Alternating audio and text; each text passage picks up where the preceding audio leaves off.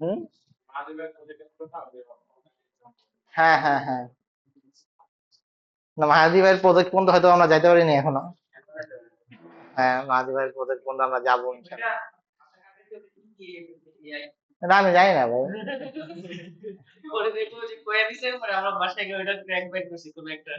এটাও হইতে পারে। এই জায়গায় অনেক সিমেট্রিক অ্যালগরিদম আছে, তারপর ইকুয়াল ইকুয়ালও আছে অনেক কিছু জায়গায়। ঠিক আছে, ইকুয়াল ইকুয়াল হইলে ফুল মার্ক। ব্যাক এন্ড তো আমি করি মনে হয়।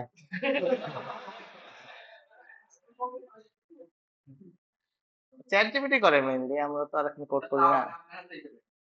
হ্যাঁ, আমার হাতে তো সবই। আচ্ছা।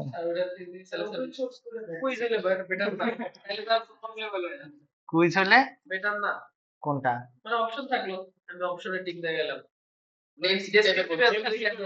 এমসিকিউ তো ইজি।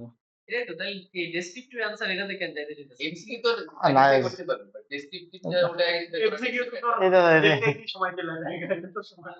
না, এমসিকিউ তো সবসময় একই টাইপের কোয়েশ্চেন হলে হয় না আপনার। না ডেসক্রিপটিভ,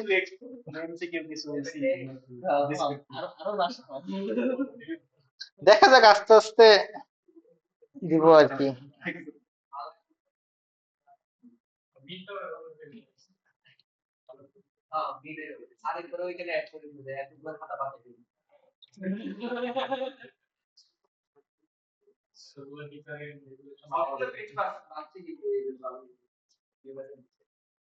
অনেকগুলো পেজ বাড়ছে, হ্যাঁ এটা ঠিক।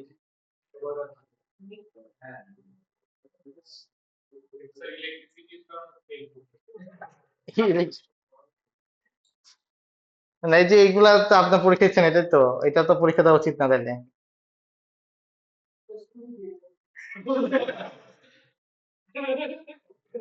ছুটি দিয়ে দিবেন এমন হয়। অনলাইন ক্লাস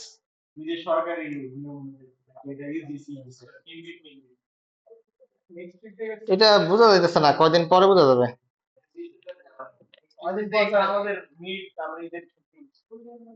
আপনি আমার ঈদের ছুটি কাটাই আসলেন, আবার ঈদের ছুটি লাগবে আপনার?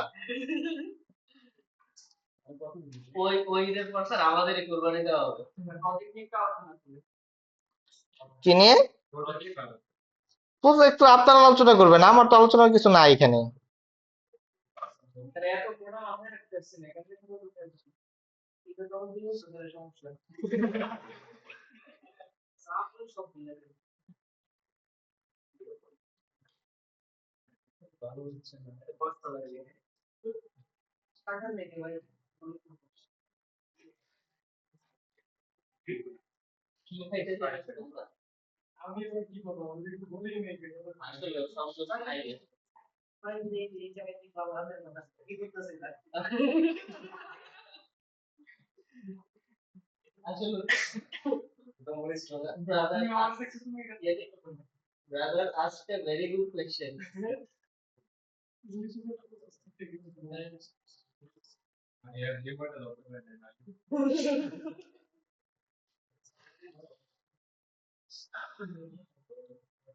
কোন টুক দেখছিলাম মনে হতো নাই।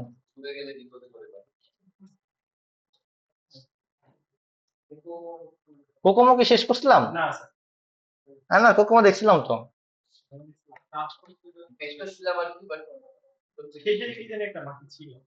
এতটুকু দেখছিলাম মনে হয়। এটা ল্যাবে করা হয় নাই, কোকোমো ল্যাবে করবো না পরে। হ্যাঁ 20 পর্যন্ত মনে হয় করছিলাম।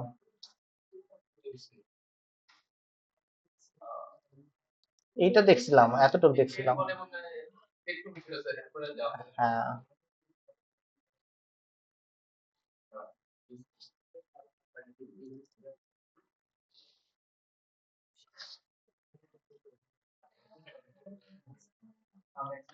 তো এখন হচ্ছে বাজেটিং।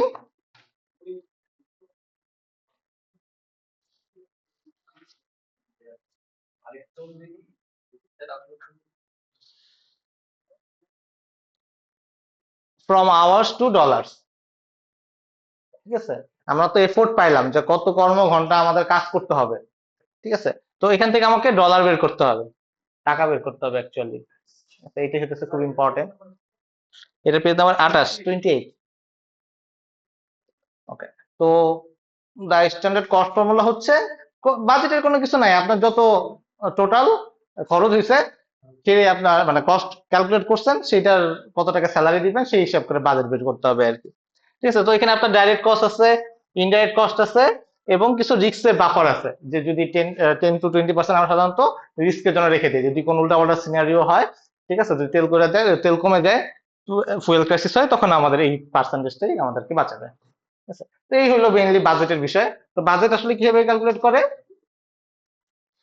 মনে করেন যে আপনার রেট অনুযায়ী, যে আপনার সিনিয়র ডেভেলপার বা লিড ডেভেলপারের খরচ হচ্ছে 400 ঘন্টা কাজ, আপনি তাকে ইউজ করতে যাচ্ছেন, তার মেইন রেট হচ্ছে $40 পার আওয়ার, তাহলে তার পিছনে 16,000 টাকা খরচ হবে। ঠিক আছে, এরকম মিড ডেভেলপারের খরচ এরকম, কিউএ টেস্টিং এর খরচ এত, প্রজেক্ট ম্যানেজারের খরচ হচ্ছে এত, এটা ধরলেন, ধরে এটা টান দিলেন, এটা হচ্ছে আপনার প্রজেক্ট স্পেসিফিক ডাইরেক্ট কস্ট। আর এক্সাম্পল দেওয়া, এক্সাম্পল এখন আপনি ভাইলো ভাড়ায় দিলেন, ওটা নিয়ে তো সমস্যা নেই। ঠিক আছে, তো দেন আপনার কিছু ইনডাইরেক্ট কস্ট আছে, যেটা আমরা এর আগে দেখছিলাম আর কি, ডাইরেক্ট কস্ট এবং ইনডাইরেক্ট কস্ট। তো অফিস রেন্ট, ইউটিলিটিস এক্সেট্রা মিলে আমরা একটা কিছু পার্সেন্টেজ ধরি, যে এই প্রজেক্টের জন্য আমরা অফিস রেন্ট এত ধরলাম, তো সেখান থেকে একটা রেঞ্জ ধরা হইলো, তারপর আপনার লাইসেন্স, ইউটিলিটি, সার্ভার কস্ট, এগুলো মিলে ধরেন যে আপনার একটা কস্ট হচ্ছে 3,800। তো এই হচ্ছে আপনার ডাইরেক্ট কস্ট আর কি, যেগুলো আপনার খরচ হচ্ছে, এবং এইখানে হচ্ছে আপনার 41,400 টাকা হচ্ছে আপনার, মনে করেন যে একটা ইনডাইরেক্ট কস্টের মধ্যে আসলো, ডাইরেক্ট কস্ট এবং ইনডাইরেক্ট কস্ট। এর বাইরে হচ্ছে আপনি ধরেন রিক্সের জন্য রাখতেছেন, যে 15%, এই টাকার উপরে 15% আপনি রাখলেন হচ্ছে রিক্স, যে টোটালটার 15% আমি এক্সট্রা রাখতেছি, যে এই টাকাটা আমার অ্যাডিশনালি খরচ হইতে পারে। এবং আপনার প্রফিট মার্জিন ধরলেন যে 20% ধরতেছেন, যে 20%, এই টোটাল টাকাটা 20% হবে হচ্ছে আপনার 8,280 টাকা, এত টাকা আপনি প্রফিট হিসেবে ধরতেছেন। তো এই হচ্ছে আপনার বেস কস্ট, আপনার রিস্ক এবং প্রফিট, এই মিলায় হচ্ছে আপনার টোটাল এই প্রজেক্টের বাজেট। একটা স্যাম্পল প্রজেক্ট হিসেবে ক্যালকুলেট করলে আপনি এইভাবে একটা এস্টিমেশন করতে পারেন যে আপনি কত টাকা বাজেট প্রয়োজন একটা প্রজেক্ট করার জন্য। তো এটা একটা আইডিয়া দেওয়ার জন্য দেওয়া। তো risk and profit industry standard অনুযায়ী কিরকম হওয়া উচিত, মনে করেন যে আপনি যদি মনে করেন যে এখানে নন টেকনোলজি ইউজ করা হয়েছে, আপনার এরকম কোনো ঝামেলা নেই, স্কোপ ক্লিয়ার, সেসব ক্ষেত্রে আপনি 5 to 10% রিস্ক কন্টিনজেন্সি রেঞ্জ রাখতে পারেন, শিওর। ঠিক আছে, আর আপনি যদি মনে করেন যে না, আপনার নর্মাল ইউজ কেসের ক্ষেত্রে, তো আপনি 10 to 20% ধরতে পারেন। আর যদি মনে করেন যে না, আপনার এখানে খুবই ভলাটাইল, আপনার চেঞ্জ হতে পারে স্কোপ, ঠিক আছে, তো সেই ক্ষেত্রে আপনি হাই রিস্ক হিসেবে ডিক্লেয়ার করতে পারেন, তখন আপনি কস্টটা একটু বেশি রাখবেন, যে এই প্রজেক্টে কস্ট বেশি হতে পারে।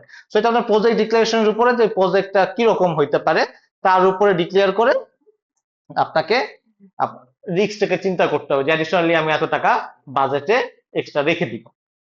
আর প্রফিটটা কিরকম, আপনি যদি ফ্রিল্যান্সার টাইপের হন, সাধারণত ফ্রিল্যান্সাররা 10% থেকে 20-30% পর্যন্ত প্রফিট মার্জিন রাখে।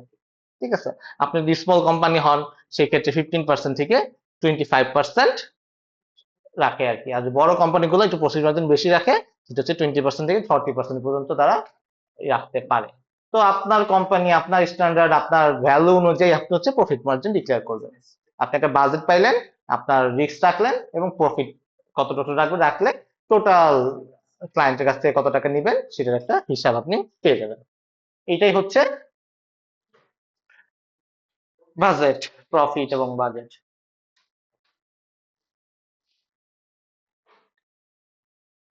তো এটা বলছে হচ্ছে আপনি এই পার্সেন্টেজ গুলা কিভাবে ডিক্লেয়ার করবেন, আপনাকে হোয়েন টু ইনক্রিজ রিস্ক, যখন আপনার আননোন টেকনোলজি হবে বা নতুন টেকনোলজি হবে তখন রিস্ক বেশি। যেমন এই যে এআই গুলা এখন কি করতেছে, মানুষজনকে ছাঁটাই করতেছে, কারণ এআই কে বাজেট বেশি লাগতেছে। ইন ফিউচারে অনেক কয়েক বছর পরে দেখবেন কিন্তু এআই যখন আস্তে আস্তে স্টেবল হয়ে যাবে, তখন কিন্তু বাজেটও কমে যাবে। ঠিক আছে, তো এই কারণে এখন কিন্তু তারা এই রিস্ক বাফারটা বেশি, তাদের কস্টিংটা এখন বেশি যেতেছে, আস্তে আস্তে এটা কমে যাবে। তারপরে হচ্ছে আপনার রিকোয়ারমেন্ট ক্লিয়ার না, ঠিক আছে, ডেডলাইন হইতেছে অনেক টাইট, এইসব ক্ষেত্রে হচ্ছে আপনার রিস্ক পার্সেন্টেজটা বেশি রাখতে হয়, যে কস্টটা বেশি হওয়ার চান্স থাকে। কখন কমাবেন? যখন আপনার প্রজেক্ট স্কোপ একদম ক্লিয়ার, একদম স্টেবল, যা দিচ্ছে বলতেছেন তাই হয়ে যেতেছে, ঠিক আছে, আপনার টিমটা খুবই এক্সপিরিয়েন্স, যা দিতেছেন তাই করে ফেলতে পারতেছে, ঠিক আছে, রিকোয়ারমেন্টস এবং টাইম লাইনটা হইতেছে ফ্লেক্সিবল, আপনার টাইম লাইন অনুযায়ী এটা করা যাচ্ছে, সেসব ক্ষেত্রে আপনার ওই রিস্ক পার্সেন্টেজটা কমায় রাখতে পারেন আর কি। সো এই হলো বিষয়। আর প্রফিট মার্জিনের ক্ষেত্রে হচ্ছে আপনার ক্লায়েন্টের বাজেটের কথা কিন্তু খেয়াল রাখতে হবে, যে আপনি 30% বাজেট দেখা গেছে যে বাড়ায় ফেলছেন, তখন কিন্তু ক্লায়েন্ট আপনার কাছে নাও আসতে পারে। তো সেই ক্ষেত্রে আপনাকে ওই প্রফিট মার্জিনটাও সেভাবে অ্যানালাইসিস করে বলতে হবে যে আমার ক্লায়েন্ট আসলে এটা দিবে কিনা, অন্য মার্কেটে মানে মার্কেটে কম্পিটিটর যারা আছে তারা আসলে কত টাকা দিতেছে, এইসব খেয়াল রেখে আপনাকে প্রফিট মার্জিন ডিসাইড করতে হবে আর কি। ঠিক আছে, তারপর হচ্ছে কোম্পানির রিপুটেশনের বিষয় আছে, যে বড় বড় কোম্পানি গুলা সাধারণত একটা অ্যামাউন্ট পার্সেন্টেজ রাখে, নিচে কাজ করতে চায় না, ঠিক আছে, যেমন ইলিয়নে গেলে পরে আপনার এটা 20-30 হাজার টাকা আপনার পাঞ্জাবের দাম, ঠিক আছে, সো তাদের স্ট্যান্ডার্ড দিয়ে এটা আপনি তার কম দামি খারাপ কোয়ালিটির কাপড় হইলো সেই টাকায় রাখবে, এটা তার ব্র্যান্ড, সেইভাবে প্রফিট মার্জিন বেশি রাখবে, তো এটা তার ব্র্যান্ড হিসেবে ডিক্লেয়ার করছে। এখন আপনার ভ্যালু আপনি কিভাবে রাখতে চাচ্ছেন, এটা টোটালি আপ টু ইউ, আপনি সেভাবে করে ডিসাইড করবেন।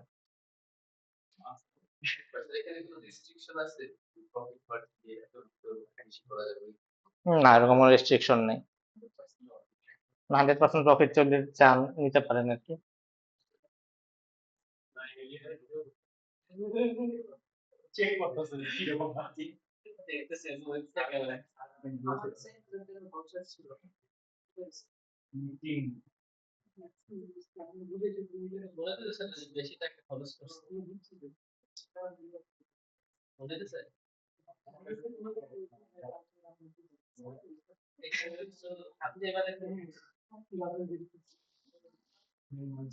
ওকে, সো আমরা অনেক রকমের এস্টিমেশন টেকনিক দেখলাম, যে এস্টিমেশন টেকনিক থেকে আমরা কে লগ ব্যবহার করতেছিলাম, লাইনস অফ কোড বের করতেছিলাম, লাইনস অফ কোড থেকে আমরা হচ্ছে কতটুকুলো পার্সন মান্থ লাগবে সেটা বের করতেছি। তো এইটার জন্য আমাদেরকে বিভিন্ন টেকনিক ব্যবহার করলাম। সো আপনার যদি রাফ রেঞ্জের প্রয়োজন হয়, সাধারণত আমরা এই এক্সপার্ট জাজমেন্ট, অ্যানালোজাস এবং টপ ডাউন অ্যাপ্রোচ ফলো করি। তো আপনি খেয়াল করেন যে এই গ্রাফটাকে, যদি আপনি এক্সপার্টটা চিন্তা করেন, যে যদি এক্সপার্ট অ্যানালজার চিন্তা করেন, এটার স্পিডটা খুবই ফাস্ট, অনেক বেশি তাড়াতাড়ি ডেটাটা পাবে, কিন্তু এটার এফোর্টও কম দিতে হয়, কিন্তু ডেটাও কম লাগে, এবং অ্যাকুরেসি আবার অতটা বেশি না, অ্যাকুরেসি আবার কম, ঠিক আছে। সিমিলারলি আপনি যদি প্যারামেট্রিক চিন্তা করেন, সেই ক্ষেত্রে আবার এটা মিডিয়াম রেঞ্জে, আর যদি বটম আপ অ্যাপ্রোচ ফলো করেন সেক্ষেত্রে আবার স্পিডটা কম, কিন্তু অ্যাকুরেসি বেশি, এফোর্টও বেশি দিতে হয়, এবং ডেটাও অনেক বেশি লাগে। তো এখানে আপনার ইউজ কেস অনুযায়ী আপনি কোন ইউজ কেস ফলো করতেছেন, যদি আপনার তাড়াতাড়ি অ্যানালাইসিস করে দেওয়া প্রয়োজন পড়ে, সেই ক্ষেত্রে আপনি এইগুলা ফলো করতে পারেন, এই টেকনিকগুলো ফলো করতে পারেন। যদি আপনার বাজেট এবং স্টাফ এর কাউন্ট করার প্রয়োজন হয়, তখন আপনি মডেল ফলো করবেন, কোকোমো মডেল ফলো করতে পারেন, ফাংশনাল পয়েন্ট অ্যানালাইসিস ফলো করতে পারেন, use case analysis point follow করতে পারেন, ঠিক আছে, আপনার অনুযায়ী আপনি আহ ইগুলা মানে প্যারামেট্রিক মডেলগুলো ফলো করতে পারেন। আর একদম ডিটেইলে যাওয়ার জন্য আমাদের ডব্লিউএস মেথডটা ফলো করতে পারেন, যে একদম ডিটেইল অ্যানালাইসিস, যে কতটুকু কি করব না করব একদম ভাগ করে আপনি এটা বের করলেন, ঠিক আছে। তো এই হলো বিষয়। সো কখনোই একটা নির্দিষ্ট টেকনিকের উপরে হিসাব করা উচিত না, অ্যাটলিস্ট 2টা বা 3টা টেকনিক ফলো করে এস্টিমেট করা উচিত, না হলে হচ্ছে যে কোনো সময় একটা মডেল হইলে পরে মিস করলে পরে আপনার কিন্তু রিস্কটা বেশি হয়ে যাবে আর কি। সেখানে বলা আছে always cross check with at least 2 methods, আপনাকে অবশ্যই 2টা মেথড অ্যাটলিস্ট ট্রাই করে এস্টিমেট করা উচিত।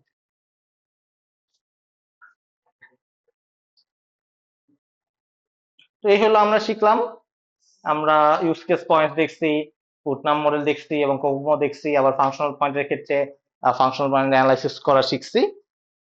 এই ছিল হচ্ছে আমাদের সফটওয়্যার কস্ট এস্টিমেশন। কারো কোনো কনফিউশন? এটা পুরাটাই ম্যাথ, কোকো মডেল, আজকেও যেটা দেখবো সেটাও আজকেও ম্যাথই দেখবো, ঠিক আছে। কারো কোনো কনফিউশন আছে এতটুকু নিয়ে?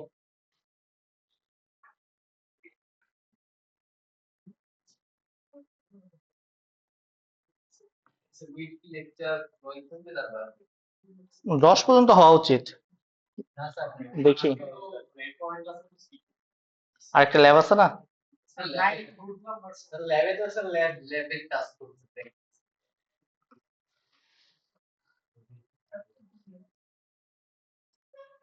ডব্লিউবিএস টা দেখতে পারি দেখি।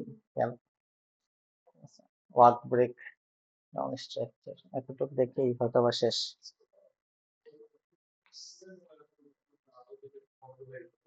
হুম হুম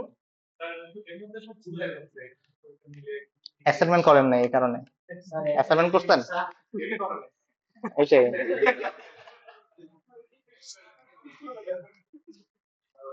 আপনার কোশ্চেনের অ্যান্সার আমার কাছে রেডি থাকে।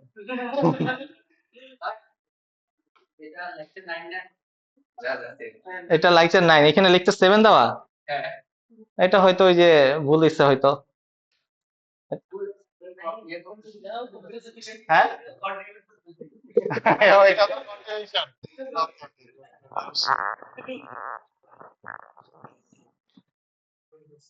আচ্ছা, সো আজকের কাজ হচ্ছে ফাইন্যান্সিয়াল এভালুয়েশন মডেলস, মানে আমরা তো এস্টিমেট করলাম, এখান থেকে আমরা আসলে রেভিনিউটা হবে কিনা সেটা বের করাটা ইম্পর্টেন্ট। ঠিক আছে, আমরা তো অ্যানালাইসিস করলাম, কোড মোড করবো, কতটুকু কোড লিখবো, সবকিছু বাইর করে ফেলছি, এত কর্মঘন্টার প্রয়োজন হবে, এতজন ডেভেলপার লাগবে, এই সার্ভার লাগবে, ওই সার্ভার লাগবে, কিন্তু আসলে এটা কি ফিজিবল কিনা এটাও তো আমাদের ম্যাথমেটিক্যালি প্রুভ করতে হবে। যে আমরা না আবেগে বলে ফেললে তো হবে না, হ্যাঁ আমাদের পদ্মা সেতু লাগবে। ঠিক আছে, আসলে আমাদের পদ্মা সেতু বেনিফিট অ্যাড করবে কিনা সেটা হইতেছে ক্যালকুলেশন করে বের করে বলতে হবে যে আসলে আমাদের পদ্মা সেতু প্রয়োজন। ঠিক আছে, এই হইলো বিষয় যে আমরা এই জিনিসগুলো আজকে দেখবো যে আসলে কিভাবে আসলে এগুলা অ্যানালাইসিস করা যায় আর কি। তো আমরা এতদিন পর্যন্ত এই জিনিসগুলো দেখলাম, তো আজকে আমরা এই পার্টগুলা কভার করব, দেখলে টপিক দেখলে বোঝা যাবে আসলে। তো প্রথমে হচ্ছে কস্ট বেনিফিট অ্যানালাইসিস, সিবিএ। এটা সিম্পল জিনিস যে আপনি এক্সপেক্ট করতেছেন কত টাকা, সরি এক্সপেকটেশন কস্ট কত, যে আপনি 100 টাকা খরচ করবেন, এত টাকা 100 টাকা কস্ট আমার, এখন আপনার টোটাল এক্সপেক্টেড বেনিফিট কিরকম। যদি 100 হয়, জিরো, তাহলে বেনিফিট নাই। ঠিক আছে, আপনি যাইতে পারেন, মনে করেন সমান সমান হয়ে গেছে, ওকে ফাইন, লাভও নাই লসও নাই, আগাই গেছে। না নাই, লাভ না থাকতেই পারে। ঠিক আছে, তো আমাদের টেনজিবল বেনিফিট ইনটেনজিবল বেনিফিট ছিল, আপনার মনে আছে কিনা, লাস্টের আগের স্লাইডে দেখছিলাম আর কি। তো সব রকমের বেনিফিট চিন্তা করে আপনাদেরকে আগাইতে হবে। তো কস্ট কিরকম, কস্ট হচ্ছে আমার আউটফ্লো। আউটফ্লো মানে আমার কাছে চলে যাচ্ছে টাকাগুলা। ঠিক আছে, এক হচ্ছে development cost, infrastructure cost, licence, operation, ঠিক আছে, রিস্ক, এই সব কিছু আমার কস্ট, যেগুলো আমার থেকে টাকা, কোম্পানি থেকে টাকা চলে যাচ্ছে।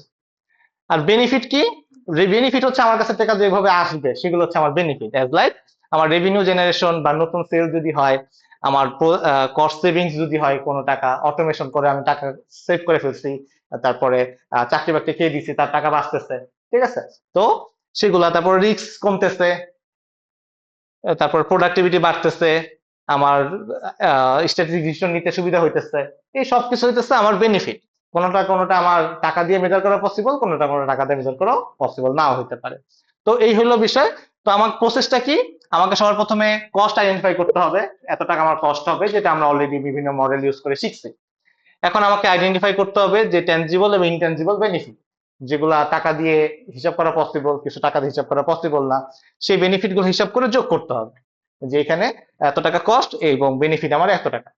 দেন আমি জাস্ট সিম্পলি কোয়ান্টিফাই করব, মানে ক্যালকুলেট করব, ক্যালকুলেট করে একটা ডিসিশনে আসবো যে আমি কি প্রসিড করব, নাকি টাকা এইটাকে রিভাইজ করব, নাকি রিজেক্ট করব, হোয়াট এভার।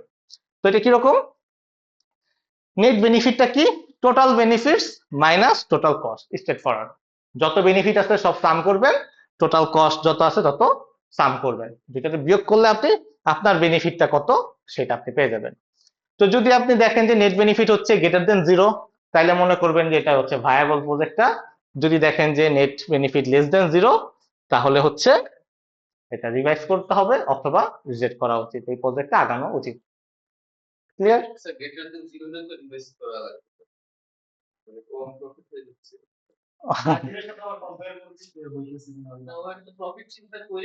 হ্যাঁ, প্রফিট টফিট চিন্তা করেই তো আমরা আসছি।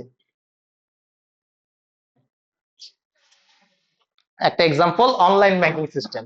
তো অনলাইন ব্যাংকিং সিস্টেমে আমার আউটফ্লো হচ্ছে ধরেন এতটুকু, যে আমার ডেভেলপমেন্ট কস্ট এক্সেট্রা এক্সেট্রা এবং মেইনটেনেন্স ফার্স্ট ইয়ারের কস্ট মিলে আমার টোটাল কস্ট হচ্ছে 4,40,000। ঠিক আছে, এটা হচ্ছে আমার রেট, 4,40,000 টাকা আমার হচ্ছে খরচ। এখন হচ্ছে আমার ইনফ্লো, আমার টাকাটা আসলে সেভ হচ্ছে কোথায় বা আমি ইনকাম করতেছি কোথায়। ধরেন আপনার অপারেশন সেভিংস খরচ হচ্ছে, সেভ হচ্ছে এত টাকা, আপনার নতুন রেভিনিউ জেনারেট হতেছে এত টাকা, আগে আপনার ফ্রড বেশি হইতো এখন কমে যাচ্ছে, টোটাল বেনিফিট ধরেন 4,50,000 টাকা। ঠিক আছে, এটা হচ্ছে আমার টোটাল বেনিফিট। ফার্স্ট ইয়ারে আমার এত টাকা খরচ হয়ে গেল এবং আমি ফার্স্ট ইয়ারে ইয়ার ওয়ানে এত টাকা আমার ঢুকলো, তো 4,40,000 টাকা খরচ, 4,50,000 টাকা আমার ইয়ার ওয়ানে ব্যাক আছে সম্ভাবনা বেশি। সো প্রথম বছরে আমার একটা লস আছে, 10,000 টাকা হচ্ছে একটা বেনিফিট আছে। সেকেন্ড বছর থেকে কিন্তু আমার কি হবে, আমার 1,20,000 টাকা করে কি হচ্ছে সেভ হচ্ছে। তারপরে হইতেছে ইয়ার টু তে ধরেন 1,80,000 টাকা সেভ হচ্ছে, থার্ড ইয়ারে 2,60,000 টাকা সেভ হচ্ছে। তো এই যে পুরো জিনিসটা যে আমার গেইন হইলো, এটা যোগ করলে পরে কি হচ্ছে আমার কিন্তু লাভ হয়, মানে ইয়ার ওয়ানের পর থেকে আমার কি হচ্ছে লাভই হইতেছে। তো সেই জিনিসটা আসলে বোঝানোর চেষ্টা করছে যে আমার প্রথম বছরে যদি মানে লসও হয়, পরবর্তী থেকে কিন্তু আমার একটা লাভ আসার সম্ভাবনা আছে। তো আপনাকে টোটালটা চিন্তা করতে হবে, যদি আমি 4 বছরের চিন্তা করি, তখন আমার একটা সময় দেখে আমি লাভে আসবো কিনা। যদি আপনি সাম করে দেখেন যে না আমার টোটাল বেনিফিটটা 4 বছর পরেও এটা আসে না, সেই ক্ষেত্রে আপনার প্রসেসে আগানো উচিত না।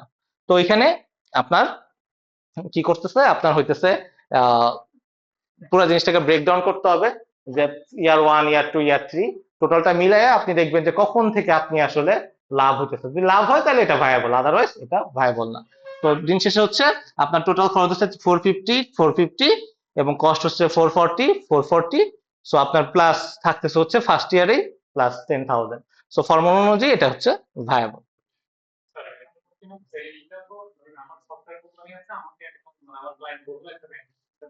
হুম, না আপনি এটা হিসাব করবেন না, এটা তো কোম্পানি হিসেবে। হ্যাঁ, আপনার জানতে হবে না, আপনার যে নিজের কোম্পানি থাকে বা আপনি নিজে যদি একটা কোম্পানি থাকে, মনে করেন আপনি ইউনিভার্সিটি সফটওয়্যার ইঞ্জিনিয়ারে কাজ করতেছেন, তো আপনাকে একটা সিস্টেম মাইনে দিয়ে বলতেছে এটা আসলে ভাইবল কিনা, এটা আপনার ক্যালকুলেট করতে হবে।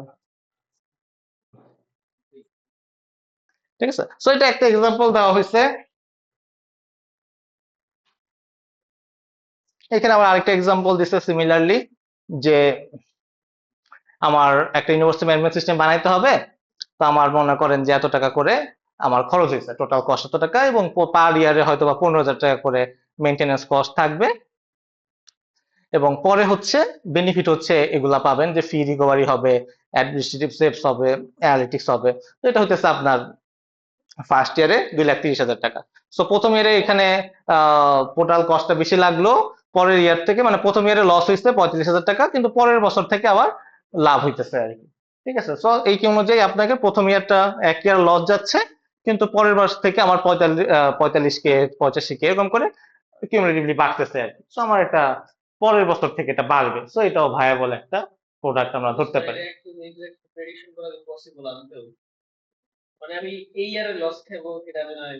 ক্যালকুলেট করতে হবে আপনাকে,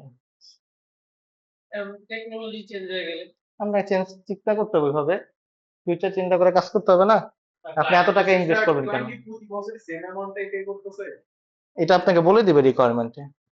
আপনি যখন এক জায়গায় ইনভেস্ট করতেছেন তখন আপনাকে অ্যানালাইসিস করে নিতে হবে, অ্যানালাইসিস ছাড়া আপনি কিভাবে এটাকে ইনভেস্ট করবেন। অনেক টাকা খরচ না, আপনি এত টাকা খরচ করতে হবে ইয়ার ওয়ানে, তো আপনি ইয়ার পরবর্তী ইয়ারে আপনি সার্ভাইভ করবেন কিনা সেটা চিন্তা না করে টাকা দিয়ে দিবেন। আপনার কাছে আমি 500 টাকা চাই, দিবেন এখন? ঠিক আছে,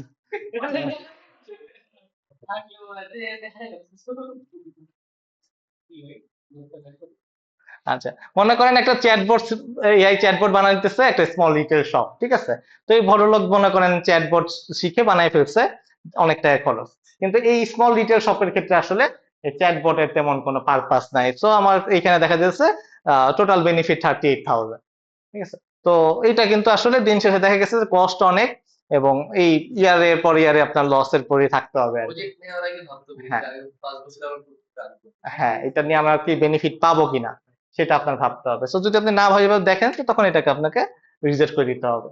ঠিক আছে, এটাই আর কি বুঝাইতে চাচ্ছে। দিন শেষে আপনাকে বেনিফিট থেকে কস্ট বিয়োগ করতে হবে, তাহলে আপনি নেট বেনিফিটটা পেয়ে যাবেন।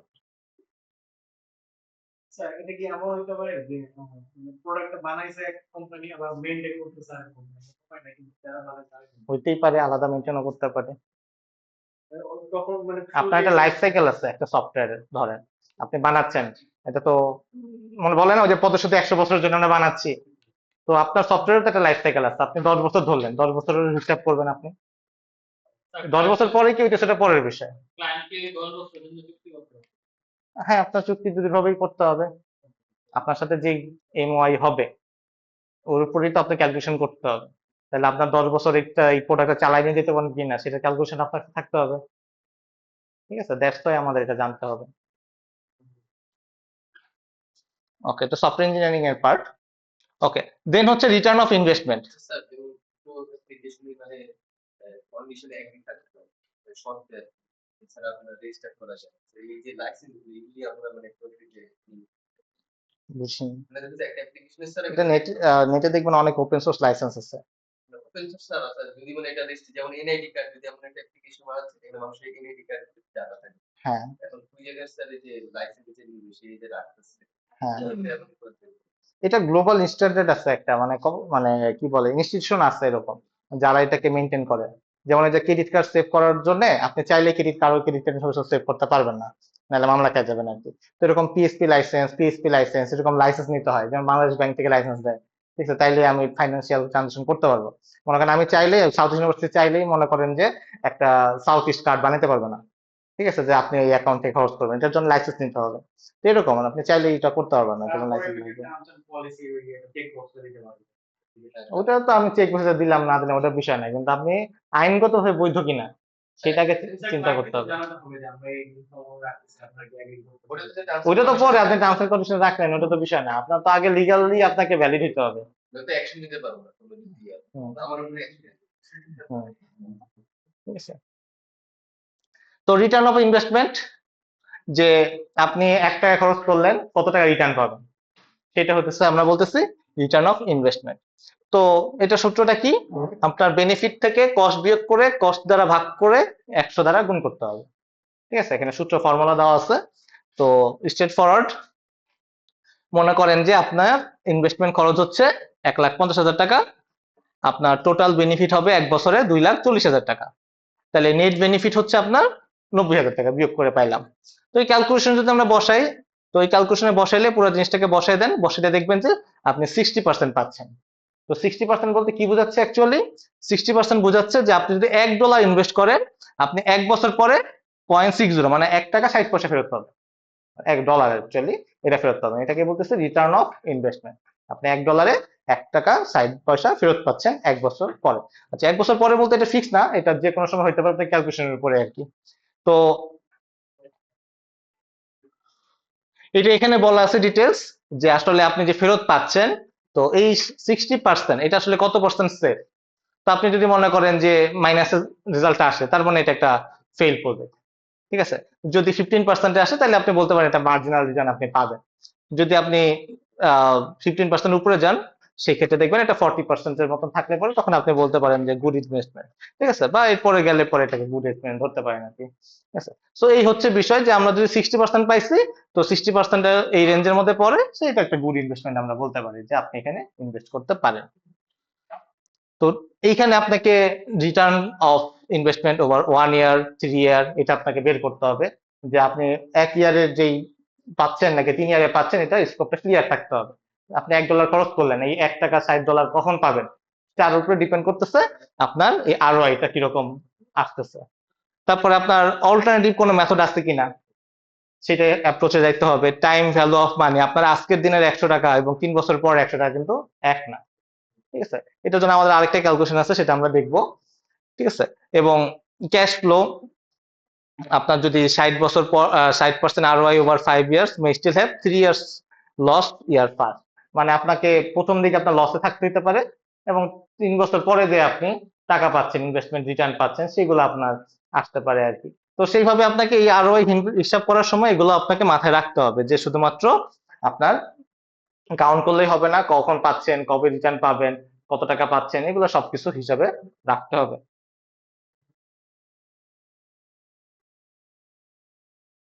এরপর হচ্ছে পেব্যাক পিরিয়ড। পেব্যাক পিরিয়ড মানে হচ্ছে কখন টাকাটা ফেরত পাবেন সেটা ক্যালকুলেশন আর কি। পেব্যাকের সূত্রটা হচ্ছে এটা, যে payback period equal to initial investment slash annual cash inflow, যে আপনার বছরে কত টাকা আসতেছে।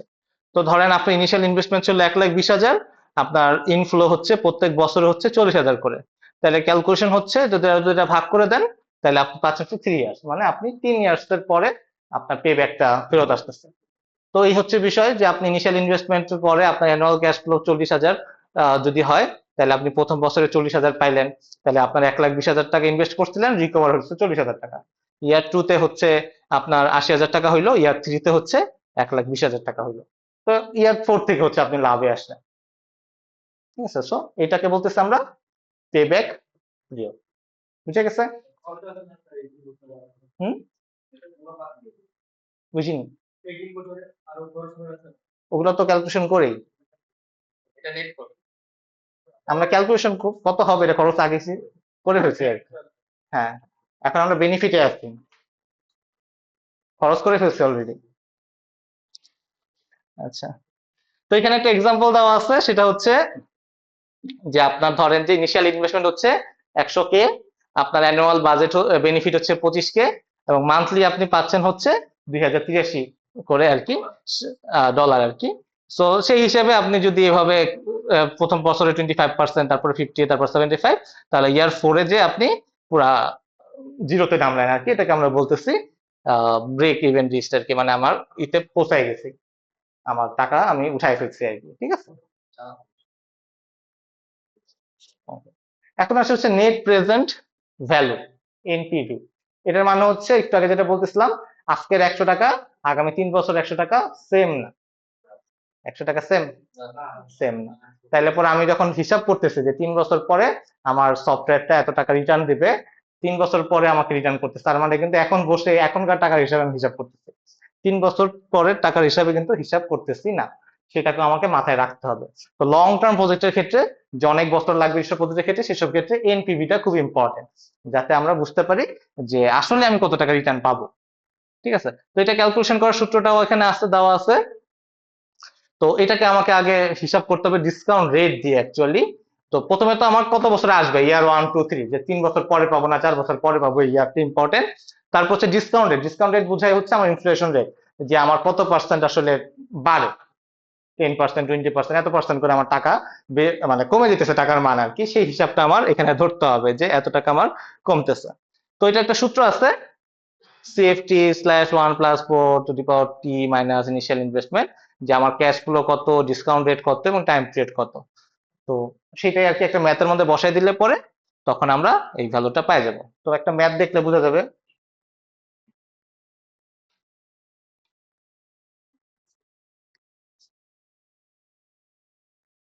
তো ধরি হচ্ছে আমাদের 10% হচ্ছে আমাদের ডিসকাউন্ট রেট ধরছে।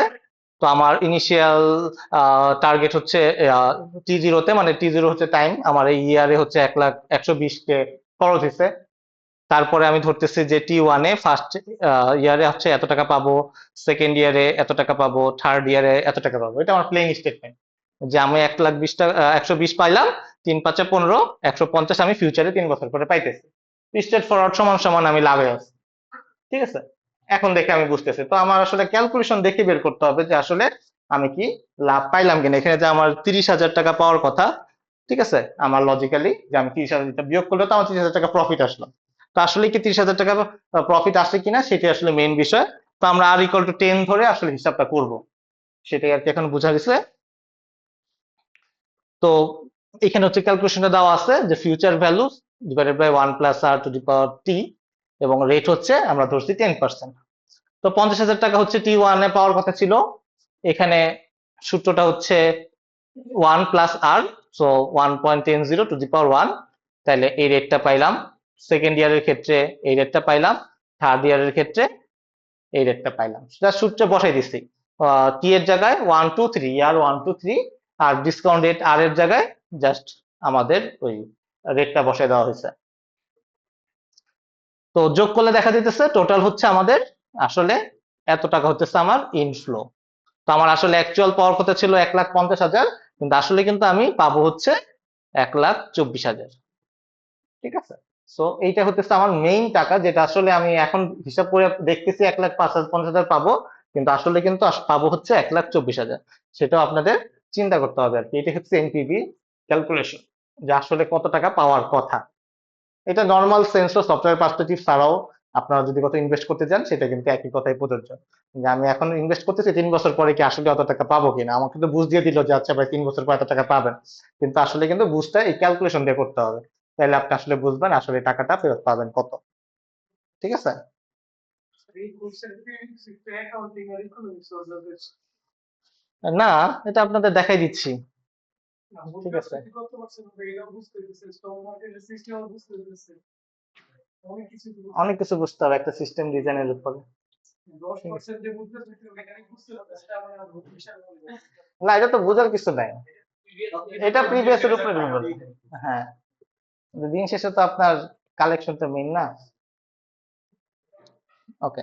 সো এখানে আরেকটা এক্সাম্পল দেওয়া আছে যে আপনার ইনফ্লোতে করলে পরে আসলে আহ, কত টাকা আসার কথা, যে 1,20,000 টাকা ইনিশিয়াল কস্ট হয়, তাহলে পরে আপনার টোটাল এনপিভি করলে পরে আসলে কত টাকা আসবে আর কি।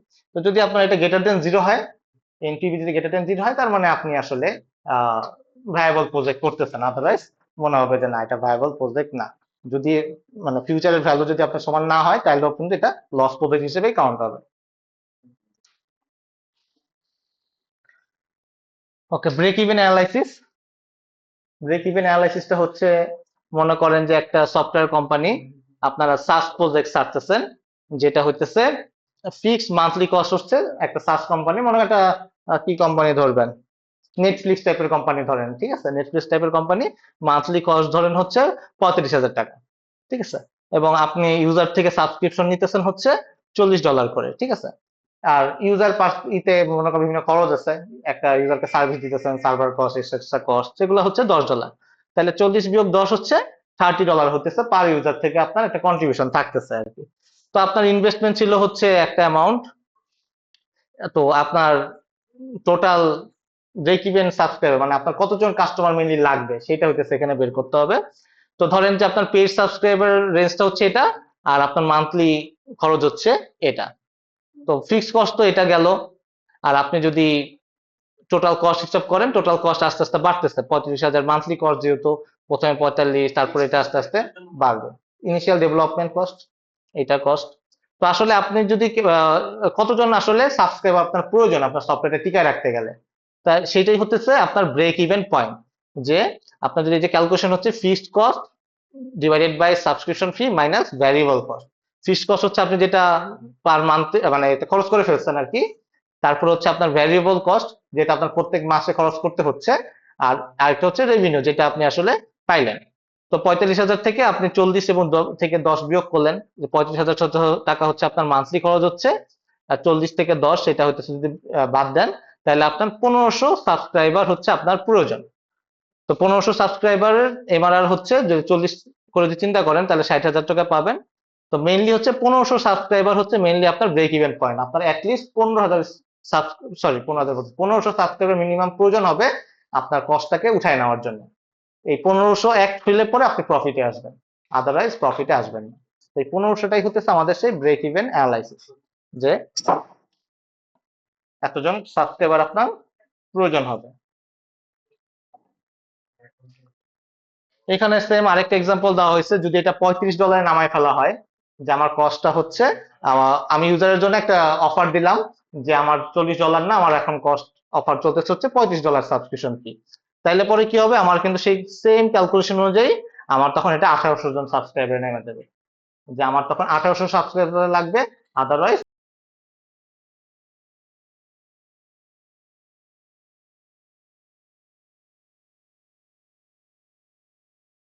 কোন পয়েন্টে গেলে পর থেকে আমি প্রফিটে যাব, এটা হচ্ছে সেটাকে বলতেছে আমরা ব্রেক ইভেন পয়েন্ট।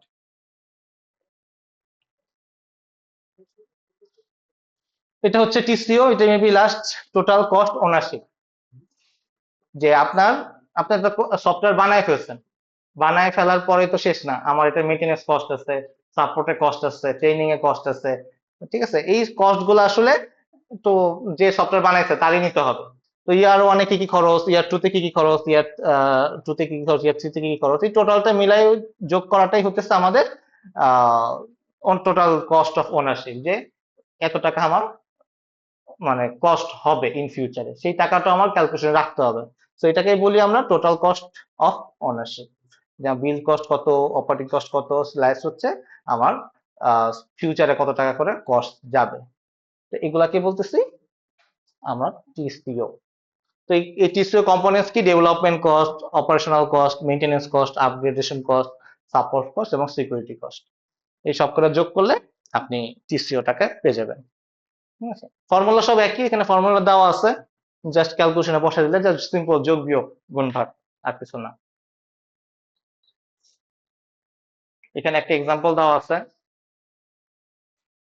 যে ধরেন যে আপনার বিল কস্ট গেছে হচ্ছে 180, কিন্তু ইয়ার ওয়ানে আপনার মেইনটেনেন্স কস্ট এত, ইয়ার টু তে এত, ইয়ার থ্রি তে এত।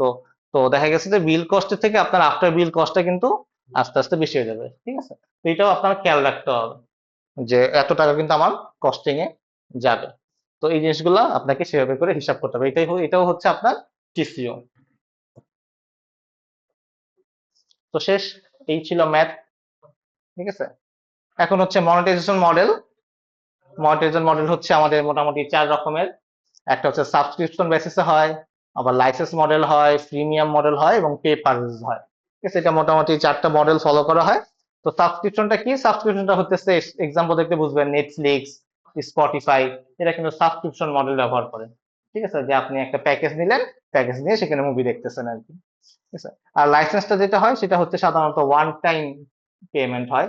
আপনি মনে করেন যে কোন একটা মাইক্রোসফট অফিস যেরকম ছিল আগে, যে লাইসেন্সের কি কিনা হয়তো, কি কিনে সফটওয়্যারটা ব্যবহার করতেছেন। ঠিক আছে, বা উইন্ডোজ এর কি কিনতেছেন, কি কিনে ব্যবহার করতেছেন, সেগুলোকে বলতেছে আমরা লাইসেন্স। ঠিক আছে, নাম কি স্যার? ভিন্ন গেছে? আমি উইন্ডোজ ব্যবহার করি না, আচ্ছা, অফিস। অফিসে ব্যবহার করি না। ঠিক আছে, এরপর হচ্ছে প্রিমিয়াম। প্রিমিয়াম হচ্ছে একটা পার্ট ফ্রি, আরেকটা পার্ট টাকা দিয়ে ইউজ করতে হয়। যেমন ফেসবুক আপনি ইউজ করতেছেন, আপনাকে অ্যাড দেখাইতেছে, ফ্রিতে ব্যবহার করতেছেন, কিছু কিছু মানুষ টাকা দেয় তাই সে অ্যাড দেখতেছে না। ঠিক আছে, সে হচ্ছে প্রিমিয়াম সাবস্ক্রাইবার। সো আপনি কিছু, কেউ কেউ ফ্রিতে ইউজ, ফ্রি সাপোর্টও দেয়, আবার পেড সাপোর্টও দেয়। ঠিক আছে, আর এটা হচ্ছে পেপার ইউজ। এখনকার এপিআই প্ল্যাটফর্ম গুলো যারা এপিআই ইউজ করেন, দেখবেন যে আপনি যত ইউজ করবেন তত টাকা খরচ হচ্ছে। এই 4 রকমের মডেল সাধারণত আমরা সফটওয়্যারে ইউজ করি, এটা টাকা ইনকাম করার ওয়ে। ঠিক আছে, তো এখানে কিছু প্রস আছে, কিছু কনস আছে। সাবস্ক্রিপশন মডেলটা কি, সাবস্ক্রিপশন মডেলটা হইতেছে আপনার মান্থলি একটা টাকা আসতেছে বা অ্যানুয়ালি একটা টাকা আসতেছে। ঠিক আছে, তো প্রবলেম হইতেছে আপনাকে প্রাইসটাকে ওইভাবে সাজাইতে হবে, আবার প্রাইসটা আপনি ওইভাবে করে অ্যাডজাস্ট করে রাখতে পারবেন, বাড়াইতে কমাইতে পারবেন, এটা আপনার জন্য একটা পজিটিভ দিক।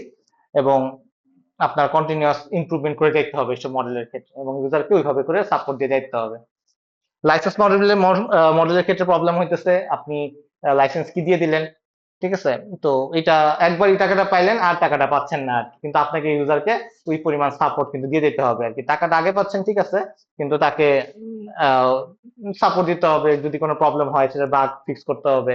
ঠিক আছে, সেই সাপোর্ট গুলো আপনাকে দিতে হবে। প্রিমিয়াম মডেলের ক্ষেত্রে প্রবলেম হইতেছে, ধরেন যে অনেক ইউজার ফ্রিতে ইউজ করতেছে, তাদেরকে আপনার সাপোর্ট দিতে হইতেছে, আবার যারা পেড তাদেরকে সাপোর্ট দিতেই হইতেছে আর কি। সো এখানেও একটা মিক্স একটা স্ট্র্যাটেজি থাকে আর কি। আর পেপার ইউজ হইতেছে গিয়া ভালো, কিন্তু কস্টিংটা ম্যানেজ করাটা ডিফিকাল্ট। আপনি যতগুলা হিট দিতেছেন, ইউজ করতেছেন, তত পরিমাণ কস্ট আপনার কাছ থেকে কাটতে হবে, এগুলো ক্যালকুলেশন করাটা একটু তুলনামূলক ডিফিকাল্ট। তো এই হচ্ছে আপনার মডেল। তো যে কোনো মডেলে আপনারা এখন সফটওয়্যার গুলো সাধারণত পেপার ইউজে চলে গেছে আর কি, বা পেপার ইউজ বা সাবস্ক্রিপশন মডেলে চলে গেছে বেশিরভাগ সফটওয়্যারই, যাতে ইউজার থেকে মান্থলি সব সময় টাকা নেওয়া যায়। আগের মডেলগুলো ছিল লাইসেন্স মডেল, যে আগে টাকা দিয়ে নিতাম একবারে, কিন্তু এখন সবকিছু পেপার ইউজ অথবা সাবস্ক্রিপশন মডেল, অথবা প্রিমিয়াম, যে কিছু পার্ট দেখো, দেখে যদি ইন্টারেস্ট মনে হয় তাহলে বাজেট ইউজ করো, এরকম মডেলে চলে গেছে আর কি। তো সবাই মান্থলি সবার থেকে ধরে রাখতে চায় আর কি, কাস্টমার থেকে একবারে এত অনেক টাকা না নিয়ে অল্প অল্প করে টাকা নিতে যেতেছে আর কি। এই হচ্ছে মানুষের ধান্দা আর কি হয়ে গেছে এখন।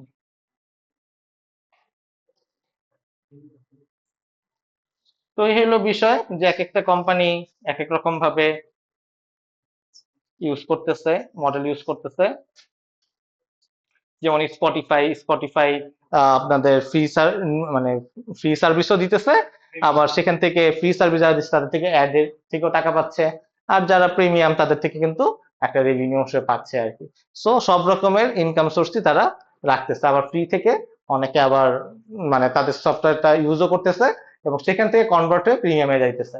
তো একটা সুবিধাও থাকতেছে যে ফ্রি থেকে ইতে যাওয়ার আর কি, যে অ্যাড দেখে সে বিরক্ত হয়ে যেতেছে কিন্তু তার অ্যাপ্লিকেশনটা ভালো লাগতেছে, সে আস্তে আস্তে সে কনভার্ট হইতেছে প্রিমিয়ামের দিকে। সেটা একটা মডেল আর কি। তো এক একটা কোম্পানি এক এক রকমের টেকনিক ব্যবহার করে। যেমন জুম হইতেছে গিয়া ফ্রি, জুমের একটা ভার্সনটা হচ্ছে ফ্রি, যে 60 মিনিট পর্যন্ত ইউজ করতে পারবে বা অতটুকু সময় পর্যন্ত ইউজ করতে পারবে, এবং এর বেশি হইলে পরে তখন আবার সে একটা চার্জ করতে হবে। যেমন গুগল মিটের ক্ষেত্রে 60 মিনিট পর্যন্ত ফ্রি, তারপরে হইলে পরে তার টাকা চার্জ করতে হবে, টাকা চার্জ করে আর কি। তো এটা হইতেছে এক একজনের এক এক রকমের মডেল ব্যবহার করতেছে রেভিনিউ করার জন্য। লিমিট আছে কি স্যার? হ্যাঁ, লিমিট তো আছে অবশ্যই, লিমিট আছে। আমি বলতে লিমিট কিসের? লিমিট ক্যাপাসিটি লিমিট তো মানে কোনো ইয়া না, মানে লিমিট আছে, কিছু না কিছু একটা লিমিট আছে, 100 জনের বেশি নেওয়া যায় না, এটা হচ্ছে লিমিট। হইতে পারে, আমি জানি না লিমিটটা কত। আমাদের খাওয়া দিতে গেলে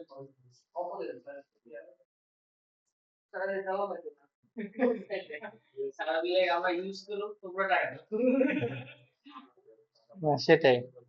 এখানে কি ইউজার হ্যাঁ, ইউজার অনুযায়ী আপনি সার্চ করে দেখেন, আমার এত কনফিউশন থাকার তো কোনো কারণ দেখতেছি না। নেটে সার্চ দিবেন Google education work space pricing, যে আপনারা কি অনেকে সার্চ করছেন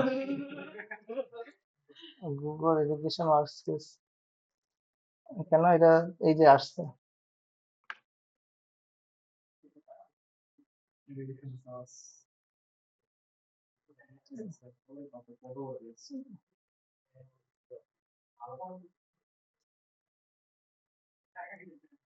প্রাইসিং এর কথা লেখেনি,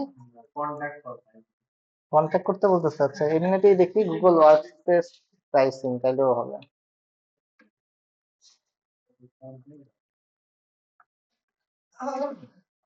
কয়জন ইউজারের জন্য কিনতে চাচ্ছেন? 12,000 দিব? ও, 300 জনের উপর আর এমনি বেচবে না। আচ্ছা, 300 জনই ধরি, ঠিক আছে। 300-র উপরে হলে ওদের সাথে ফোনে কন্ট্যাক্ট করতে পারেন, নাম্বার লাগলে নিয়ে যান, ঠিক আছে। তো এই যে প্যাকেজ আছে সুন্দর পিচে সেলারের মানে সেলস পার্সনের নাম্বার আছে। হ্যাঁ, বাংলাদেশ 100 টেরাবাইট মনে হয়, খেয়াল নাই আমার। আচ্ছা, লেস টক,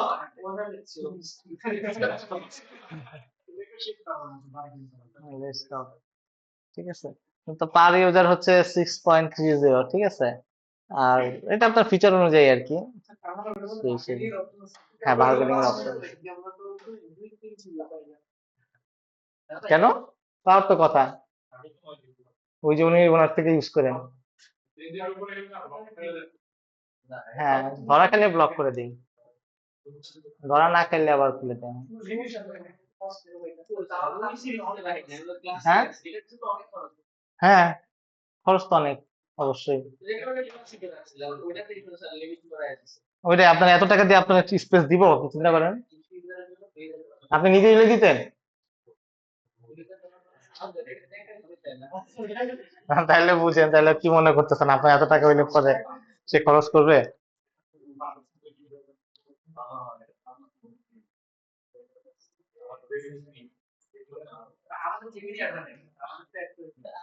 ওই জেমিনি তো প্রো ফ্রি না,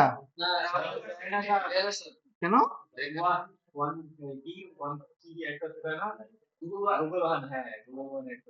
কই জেমিনি প্রো তো আমরা ইউজ করি, কিন্তু ভালো হয়। জানি না, Gemini dot Google dot com দিলেই তো ওপেন হয়ে যায়। আপনাদের কি দেখায়? জেমিনি ফোন ইউজ করতে পারি, তাহলে? জেমিনি প্রো তো ইউজ করতে পারি। ওই যে হ্যাঁ রেখে গেছে, জেমিনি ইউজ করতে পারো, জেমিনি প্রো। না, জেমিনি প্রো তো নিচে ওই যে অপশন আছে, তো সিলেক্ট করার অপশন আছে না, প্রো পাস স্টুডেন্ট অ্যাকাউন্টে করা যায়। ওই যে ওনার থেকে শিখে নিন, উনি ইউজ করছে। না, আমিও তো ইউজ করছি। লিমিট আছে অবশ্যই, একেবারে ধুমায় ইউজ করলে তো লিমিট দিবে। একটু বেশি দেয়। হ্যাঁ, একটু বেশি দিবে, হ্যাঁ, কিন্তু প্রো ইউজ করা যাবে। হ্যাঁ, ওই যে ওনার কাছে জিজ্ঞেস করেন। প্রো ইউজ করলে তো আমাদের সাইডে একটা কালার ইয়া না থাকলো ইউজ তো করা যায়। না না না, ওই যে উনি পারে, ওই যে ওনাকে জিজ্ঞেস করেন। এই যে ভাই একটু তাকান, এই আপনার নাম কি? এই যে জেমিনি প্রো, আপনার নাম কি? সাজা শাহাদাত। এই যে শাহাদাত ইউজ করছেন না জেমিনি প্রো? স্টুডেন্ট অ্যাকাউন্ট দেয়া, স্টুডেন্ট অ্যাকাউন্টে আনলিমিটেড না, আনলিমিটেড না, একটা লিমিট আছে। না, আমি পাচ্ছি, ঠিক আছে, তো লিমিটেড আর কি, ঠিক আছে। একটা টিউটোরিয়াল করে দিও। আরে টিউটোরিয়ালের কিছু নাই, ওইখানে দিলেই হয়, ঠিক আছে, আমি নিজেই ব্যবহার করি, ঠিক আছে, তো হওয়ার কথা। এটা তো টার্গেট বেশি দেওয়া লাগে। না, লাগে না তো, আমার তো লাগে না, যাই না।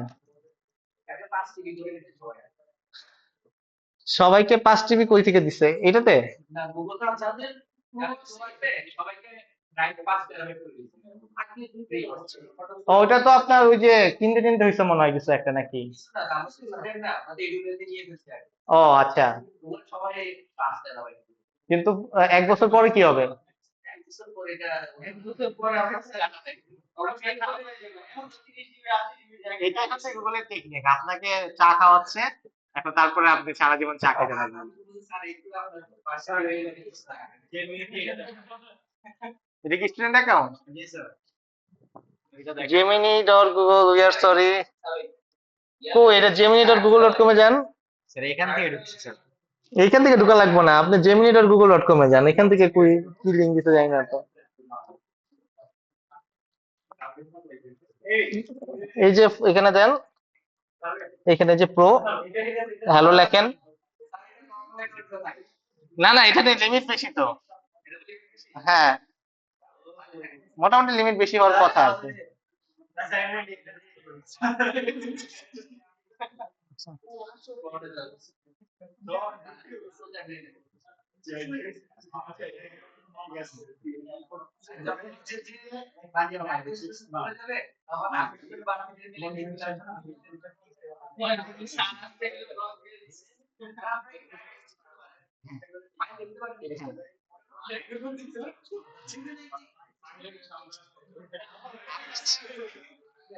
আপনাদের ওই যে প্রোফাইলে এখানে ক্লিক করেন তো, এই যে এখানে ক্লিক করেন তো, লেখা আছে না ম্যানেজ বাই su.edu.bd, মানে আপনার পুরো অ্যাকাউন্ট ম্যানেজ বাই su.edu.bd।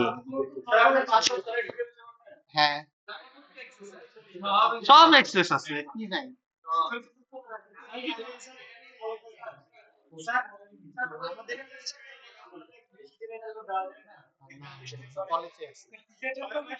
সব আছে, এটা মেইনটেইন বাই। হ্যাঁ, কি ওইভাবে দেখা যায় না অ্যাকচুয়ালি, এটা আপনি চাইলে স্পেসিফিক ভাবে আর পাসওয়ার্ড চেঞ্জ করে ঢুকে পড়ে যায়, ওইটা নিয়ে ইস্যু না তো, ঠিক আছে।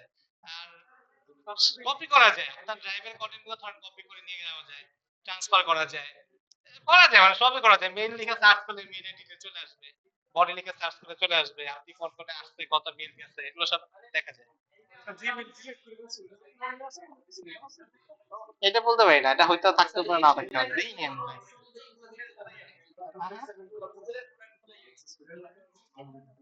গুগলের প্রোডাক্ট গুলাই, হ্যাঁ, আপনার ভার্সিটির মেইল যদি রিলেটেড থাকে তাহলে পসিবল ট্র্যাক করা।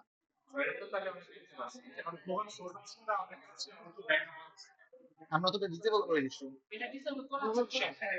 স্যার কি এই জন্য ডিসেবল করা। আর এটা আপনারা যখন এক্সেপ্ট করছেন মানে এগ্রি করছেন পাসওয়ার্ড নিছেন তখন আপনারা কি এক্সেপ্ট বাটনে ক্লিক করছেন ঠিক আছে এখন আপনারা না দেখে এক্সেপ্ট বাটনে ক্লিক করে ফেলছেন কিছু করার নাই আর কি কেউ যদি একটা করে ল্যাব নেয় তাও কি তার অ্যাকাউন্ট থাকবে? একটা করে ল্যাব নেয় হ্যাঁ থাকবে তাহলে একটা করে ল্যাব নিয়ে লাভ দেয় কিন্তু আপনি কি পিছাল যাবেন তো আপনার 4 বছর থেকে তো আপনার হতে কষ্ট টাকা লাগবে না আপনার এটা করতে আপনার তারপরে অ্যাক্টিভিটি ফি আছে ল্যাবরেটরি ফি আছে ট্রান্সপোর্ট ফি আছে কিন্তু পাই হ্যাঁ সেটাই এর থেকে আরো কম টাকায় কিনতে পারবেন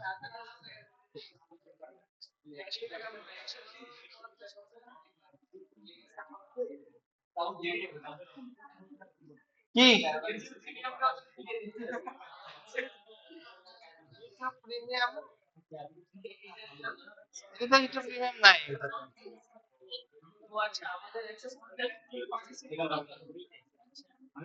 না না এটা এডুকেশন তো আলাদাই আছে এটা নরমাল ওয়ার্ক স্পেস কোম্পানি কে হ্যাঁ কিসের এটা এটা পিছনে কোনো খরচ নাই আমাদের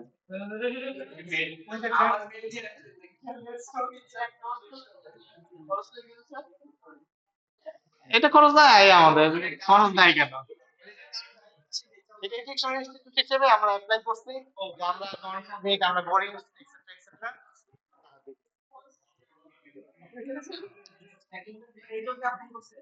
হ্যাঁ এটা যখন আমি প্রথম জয়েন করছি এটা এটা বন্ধ করে দেয় এগুলো বন্ধ করে